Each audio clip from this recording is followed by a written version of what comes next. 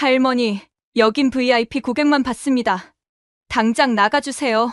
서울 강남구 대로변에 자리 잡은 한국제일은행 강남지점. 오후 2시가 막 지난 시각이었습니다. 점심시간이 끝나고 손님들이 하나둘 창구로 돌아오기 시작하는 평범한 일상의 풍경이죠. 은행 로비에는 정장을 말끔히 차려입은 직장인들과 명품 핸드백을 든 중년 여성들이 번호표를 뽑고 순서를 기다리고 있었어요. 대리석 바닥에는 구두 소리가 탁탁 울려 퍼지고 에어컨 바람이 시원하게 순환하며 고급스러운 분위기를 자아내고 있었습니다. 그때 자동문이 열리며 한 할머니가 들어섰습니다. 김말순 할머니는 75의 나이답지 않게 허리를 곧게 펴고 걸어왔지만 그녀의 차림새는 주변 사람들과는 사뭇 달랐어요. 색이 바랜 회색 카디건에 낡은 운동화, 그리고 손에는 여러 번 사용한 듯한 검정 비닐봉지 하나가 들려 있었습니다.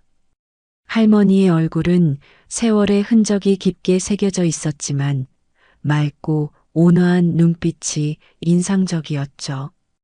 그녀가 로비 중앙으로 걸어가자 몇몇 고객들이 고개를 돌려 수군거리기 시작했습니다. 창구 직원인 이민정 대리는 할머니를 발견하자마자 동료에게 작은 목소리로 속삭였어요. 또 왔네, 저런 사람들이 왜 이런 데 와서.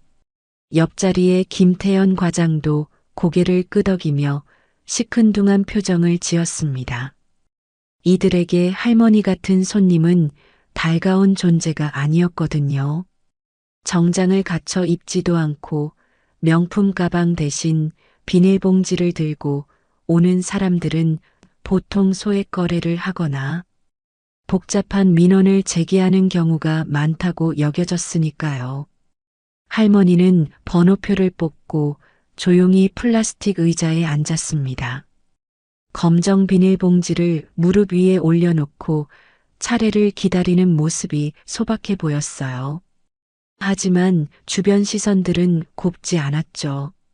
저기 좀 봐. 완전 장터에서 온 것 같아. 요즘 이런 사람들도 은행에 오네. 몇몇 고객들의 수군거림이 로비에 은은하게 퍼져나갔습니다. 할머니는 그런 시선들을 의식하는 듯 고개를 더욱 숙이고 가만히 앉아 있었어요. 그녀의 마음속에는 40년 전 이 은행에 처음 왔던 날의 기억이 떠올랐습니다. 다음 분. 이민정 대리의 목소리가 로비에 울려 퍼졌습니다. 김말순 할머니는 천천히 일어나 창구로 향했어요. 검정 비닐봉지를 꼭 쥐고 걸어가는 모습을 보며 주변 고객들의 시선이 더욱 차갑게 변했죠. 할머니가 창구 앞에 서자 이민정 대리는 노골적으로 불쾌한 표정을 지었습니다. 무슨 일이세요? 목소리에는 짜증이 묻어났어요. 통장 정리 좀 하고 싶은데. 할머니의 목소리는 작고 조심스러웠습니다. 그녀가 검정 비닐봉지에서 낡은 통장을 꺼내자 이민정 대리는 한숨을 쉬었어요. 아, 진짜. 이런 건 인터넷 뱅킹으로 하시면 되잖아요. 왜 굳이 여기 와서? 할머니는 당황스러운 표정으로 말했습니다. 인터넷은 잘 모르고. 그냥 여기서 하면 안 될까요? 이때 옆 창구에 김태연 과장이 끼어들었어요. 할머니, 여기는 프리미엄 지점이라고요. 일반 업무는 다른 지점에서 하셔야 해요. 물론 거짓말이었습니다. 하지만 할머니 같은 고객을 빨리 내보내고 싶었거든요. 할머니는 더욱 위축된 모습으로 고개를 끄덕였어요. 아, 그렇구나. 미안해요. 그런데 그때였습니다. 경비원인 최대식이 큰 걸음으로 다가왔어요. 할머니, 여기서 뭐 하세요? 목소리가 거칠었습니다. 통장 업무 보려고. 아니에요. 여기는 고액거래 고객만 오는 곳이라고요. 밖으로 나가세요. 최대식은 할머니의 팔을 잡아 끌기 시작했어요. 로비에 있던 다른 고객들이 쳐다보기 시작했지만 아무도 말리지 않았습니다. 아파요. 할머니가 작게 신음했지만 최대식은 개의치 않았어요. 빨리 나가세요. 다른 손님들 불편해해요. 할머니는 검정 비닐봉지를 떨어뜨렸고 안에 있던 낡은 통장과 몇 장의 영수증이 바닥에 흩어졌습니다. 주변 사람들은 더욱 혐오스러운 시선으로 바라봤죠. 정말 지저분하네. 청소하기도 귀찮겠다. 할머니는 무릎을 꿇고 흩어진 것들을 주워 담으면서 눈물을 글썽였어요. 40년 넘게 성실히 거래해온 은행에서 이런 대우를 받을 줄은 꿈에도 몰랐거든요. 결국 할머니는 쫓겨나듯 은행을 나섰습니다. 자동문이 닫히면서 로비는 다시 평온을 되찾았어요. 직원들은 서로 눈짓하며 피식 웃었고 고객들도 마치 아무 일도 없었다는 듯 다시 자신들의 업무에 집중했습니다. 하지만 그들은 몰랐어요. 방금 쫓아낸 그 할머니가 누구인지를. 오후 4시 한국제일은행 강남지점 지점장실에서 박성민 지점장이 월말 실적을 정리하고 있었습니다. 그때 책상 위 전화기가 요란하게 울렸어요. 네, 강남지점 박성민입니다. 전화 너머로 본점 자산관리팀장의 긴장된 목소리가 들려왔죠. 지점장님, 급한 일이 생겼습니다. 내일 오전에 특급 인출건이 있어요. 인출이요? 얼마나 큰 금액인데요? 박성민은 별것 아닌 듯 물었습니다. 하지만 다음 순간 들려온 대답에 그는 펜을 떨어뜨렸어요. 900억입니다. 정확히는 987억 3천만 원이요. 뭐라고요? 박성민의 목소리가 떨렸습니다. 그게 계속 말씀드리면 예금주 성명이 김말순이에요. 75세 여성분이고요. 박성민은 머리가 하얘졌어요. 김말순. 그 이름이 왜 이렇게 익숙하게 들릴까요? 혹시 주소가 어떻게 되죠? 강남구 대치동 현대아파트 203호입니다. 순간 박성민의 기억 속에서 무언가가 번개처럼 스쳐 지나갔습니다. 몇 시간 전 직원들이 수군거렸던 그 할머니. 검정 비닐봉지를 들고 왔다가 쫓겨난. 지점장님? 계세요? 전화 너머 목소리가 들려왔지만 박성민은 대답할 수 없었어요. 손이 덜덜 떨리기 시작했거든요. 아, 네. 그런데 왜 갑자기 인출을 하신다는 거죠? 그건 저희도 모르겠어요. 다만 인출 사유란에 은행 변경이라고 적혀 있습니다. 박성민의 얼굴이 창백해졌어요. 은행 변경. 그 말은 곧 자신의 지점에서 거액의 예금이 빠져나간다는 뜻이었거든요. 전화를 끊고 나서 박성민은 급히 직원들을 불러 모았습니다. 오늘 오후에 할머니 한 분이 오셨다면서요? 검정 비닐봉지 들고 온 이민정 대리가 어리둥절한 표정으로 대답했어요. 아, 그 할머니요? 네, 왔다가 갔어요. 최대식 경비원이 내보냈는데요. 내보냈다고? 박성민의 목소리가 점점 커졌습니다. 누가 그러라고 했어요? 최대식 경비원이 어깨를 으쓱하며 말했어요. 뭐 별거 아니었어요. 그냥 가난한 할머니가 와서 난리를 피우길래. 난리를 피웠다고? 박성민은 더 이상 참을 수 없었습니다. 그분이 누군지 알아요? 900억 원을 예금하신 분이에요. 사무실이 순식간에 조용해졌어요. 직원들은 서로의 얼굴을 바라보며 당황스러워했습니다. 정말 그 초라한 할머니가 900억 원의 주인이라는 걸까요? 다음 날 오전 9시 한국제일은행 강남지점 앞은 평소와는 전혀 다른 모습이었습니다. 여러 방송사의 취재진들이 카메라와 마이크를 들고 대기하고 있었어요. 900억 원 할머니 등장할까? 과연 어떤 분일까요? 기자들의 웅성거림이 은행 앞 광장을 가득 메웠죠. 박성민 지점장은 사무실 창문으로 그 광경을 내려다보며 식은땀을 흘리고 있었습니다. 지점장님, 어떻게 하시겠어요? 이민정 대리가 떨리는 목소리로 물었어요. 어젯밤 내내 잠을 이루지 못한 박성민은 다크서클이 짙게 드리워진 얼굴로 대답했습니다. 일단 최고의 서비스로 모셔야 해요. VIP 라운지 준비하고 차도 준비해 두세요. 하지만 그의 마음속에는 불안함만이 가득했어요. 과연 그 할머니가 자신들을 용서해 줄까요? 오전 10시 정각 검정 비닐봉지를 든 김말순 할머니가 나타났습니다. 어제와 똑같은 차림새였지만 오늘은 상황이 완전히 달랐어요. 기자들이 일제히 카메라를 향하게 했고 플래시가 터져 나왔죠.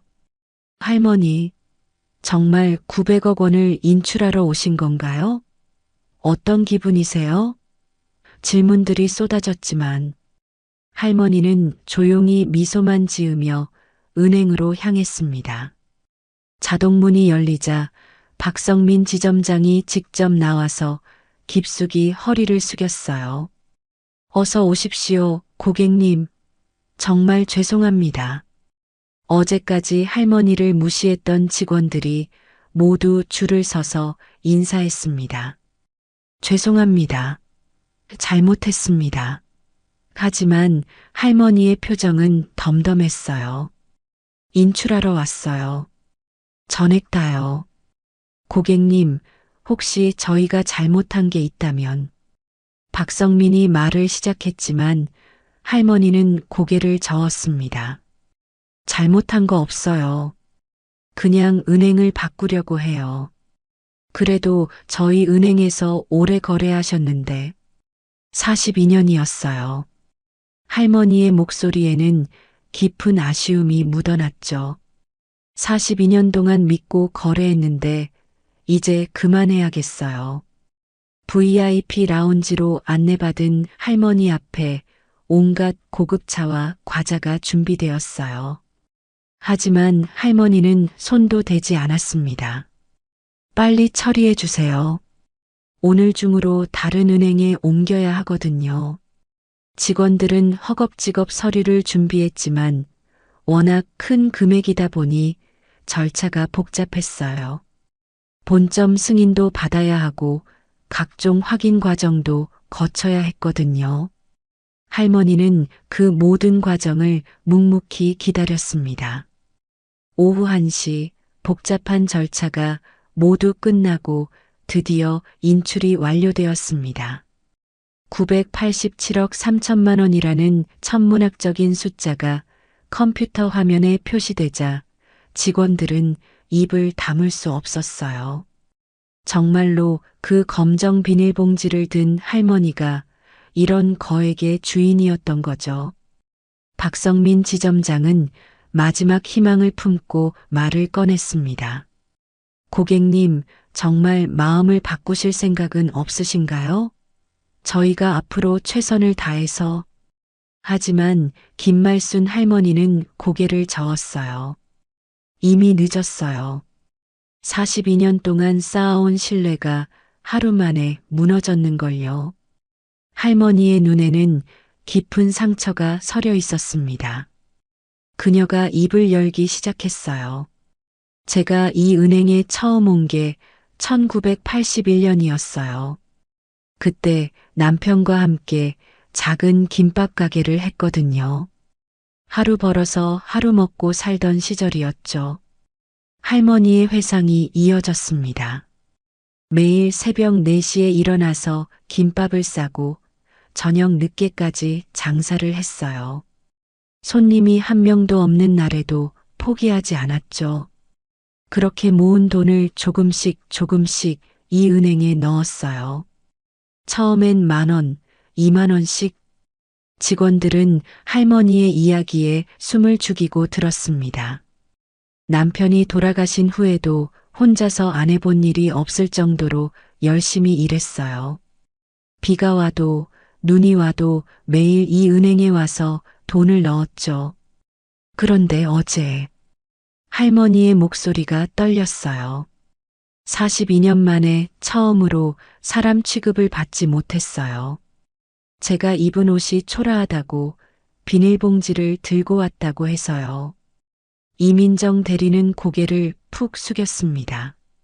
어제 자신이 얼마나 잘못했는지 뼈저리게 느껴졌거든요. 할머니, 정말 죄송해요. 괜찮아요. 이제 알았으니까요. 돈이 있어야 사람 대접받는다는 걸. 할머니는 천천히 일어섰어요.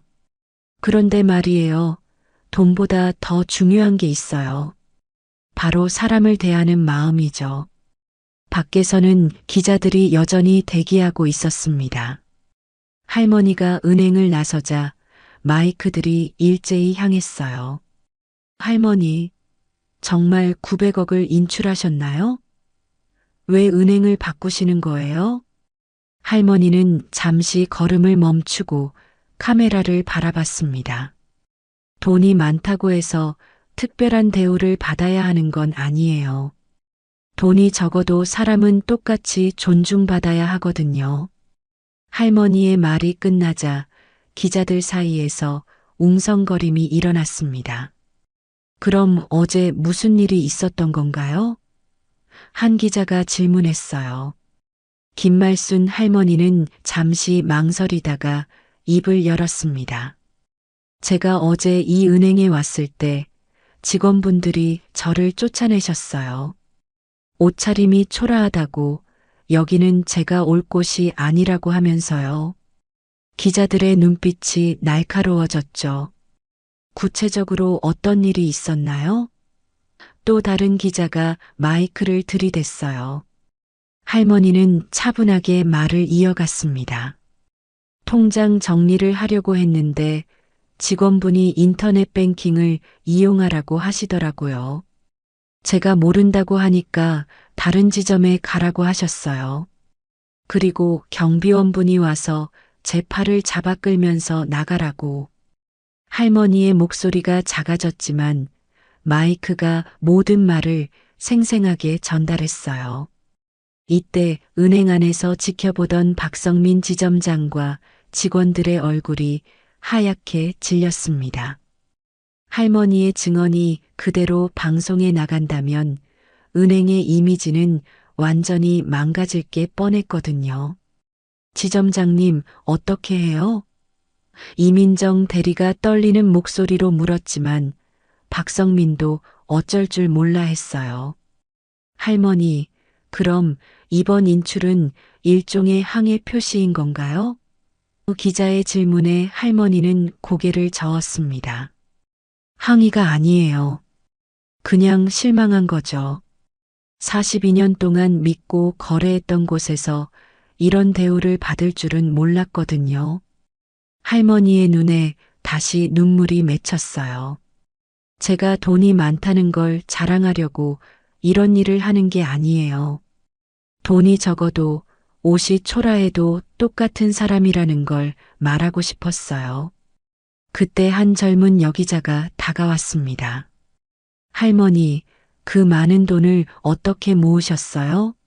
할머니는 잠시 하늘을 올려다보며 깊은 한숨을 쉬었어요. 처음엔 남편과 함께 김밥 가게를 했어요. 하루에 1,000원, 2,000원씩 모았죠. 남편이 돌아가신 후에도 20년 넘게 혼자 가게도 운영하고 투자도 이것저것 했어요. 손님들이 맛있다고 해주실 때마다 힘이 났어요. 기자들은 할머니의 진솔한 이야기에 숙연해졌습니다. 그 돈을 이제 어떻게 하실 계획이세요? 다른 은행에 넣을 거예요. 그리고 할머니가 잠시 말을 멈췄다가 다시 입을 열었어요. 그 돈으로 좋은 일을 할 생각이에요. 저처럼 가난해서 무시당하는 사람들을 도와주고 싶거든요. 할머니의 말이 뉴스를 통해 전국에 퍼져나가자 사회적 반향이 엄청났습니다. 인터넷 커뮤니티와 소셜미디어에는 검정 비닐 할머니를 응원하는 글들이 쏟아졌어요. 진짜 멋있다. 돈이 인격은 아니지. 은행 완전 창피하겠네 같은 댓글들이 수만 개씩 달렸죠. 반면 한국제일은행 강남지점에 대한 비난은 날이 갈수록 거세졌습니다. 다음 날부터 은행 앞에는 항해 방문객들이 몰려들기 시작했어요. 우리도 계좌 해지하러 왔습니다. 이런 은행에 돈 맡길 수 없어요. 평소 조용했던 은행 로비가 연일 소란스러워졌죠. 박성민 지점장은 본점에서 불려가서 질책을 받았고 이민정 대리와 최대식 경비원은 정직 처분을 받았습니다. 하지만 이미 기울어진 여론을 되돌리기에는 너무 늦었어요. 그런 와중에 김말순 할머니는 조용히 자신만의 계획을 실행에 옮기고 있었습니다. 987억 원 전액을 사회복지재단에 기부하기로 결정한 거예요. 하지만 단순한 기부가 아니었습니다. 할머니는 기부금 사용에 특별한 조건을 달았어요. 이 돈은 경제적으로 어려운 사람들을 도와주는 데 써야 하지만 절대로 외모나 복장으로 사람을 차별해서는 안 됩니다. 기부 소식이 알려지자 언론들은 또다시 할머니를 찾아왔어요. 정말 전 재산을 기부하시는 건가요? 기자의 질문에 할머니는 환한 미소를 지었습니다. 제가 혼자 쓰기에는 너무 많은 돈이에요. 저보다 더 필요한 사람들이 많거든요. 그럼 할머니는 앞으로 어떻게 생활하실 거예요? 걱정 마세요. 김밥 가게에서 번 돈이 조금 남아 있어요. 그걸로 충분히 살 수 있어요. 할머니의 기부 조건 중에는 특별한 내용이 하나 더 있었어요. 재단에서 운영하는 모든 시설에 사람은 외모가 아닌 마음으로 평가받아야 합니다라는 문구를 게시하는 것이었죠. 그리고 직원들에게는 정기적으로 인권 교육을 실시하도록 했습니다. 할머니는 자신이 겪은 아픈 경험이 다른 사람들에게는 반복되지 않기를 바랐거든요. 한편 한국제일은행 강남지점은 점점 더 어려운 상황에 빠져들었어요. 고객들의 이탈이 계속되면서 예금액이 급격히 줄어들었고 결국 본점에서는 지점 폐쇄를 검토하기 시작했습니다. 박성민 지점장은 매일 밤 후회의 눈물을 흘렸지만 이미 엎질러진 물이었어요. 단 한 번의 잘못된 판단이 모든 것을 망쳐버린 거죠. 그로부터 석 달이 지난 어느 날 같은 장소에 새로운 은행이 들어섰습니다. 사람사랑은행이라는 이름의 작은 지점이었어요. 이 은행의 특별한 점은 입구에 걸린 현판이었죠. 모든 고객을 평등하게 모시겠습니다라는 문구가 선명하게 새겨져 있었습니다. 김말순 할머니가 기부할 때 제시했던 조건이 이곳에서 현실이 된 거예요. 새 은행의 개점 첫날, 김말순 할머니가 검정 비닐봉지를 들고 나타났습니다. 여전히 같은 차림새였지만 이번에는 상황이 완전히 달랐어요. 은행 직원들이 환한 미소로 맞이했습니다. 어서 오세요. 무엇을 도와드릴까요? 진심 어린 인사였죠. 할머니는 새로 만든 작은 통장에 10만 원을 넣었어요. 다시 시작하는 마음으로요. 그날 오후 놀라운 일이 벌어졌습니다. 낡은 옷을 입고 덥수룩한 수염을 기른 한 남성이 은행에 들어왔어요. 예전 같았으면 의심스러운 시선을 받았을 법한 모습이었죠. 하지만 직원들은 따뜻하게 인사했습니다. 안녕하세요. 어떤 업무를 보실까요? 그 남성은 감격한 표정으로 말했어요. 처음으로 사람 대접받는 것 같네요. 며칠 후 김말순 할머니는 자신이 설립한 재단 사무실을 방문했습니다. 벽에는 외모가 아닌 마음으로라는 문구가 크게 걸려 있었어요. 재단 직원이 보고했습니다. 할머니 덕분에 지금까지 3천여 명이 도움을 받았어요. 그리고 무엇보다 모든 사람을 차별 없이 대하고 있습니다. 할머니의 얼굴에 만족스러운 미소가 번졌어요. 한편 이민정은 다른 은행에서 새로 일하기 시작했어요. 하지만 예전과는 완전히 달라진 모습이었습니다. 어떤 고객이 와도 정중하게 인사하고 진심으로 도움을 주려고 노력했죠.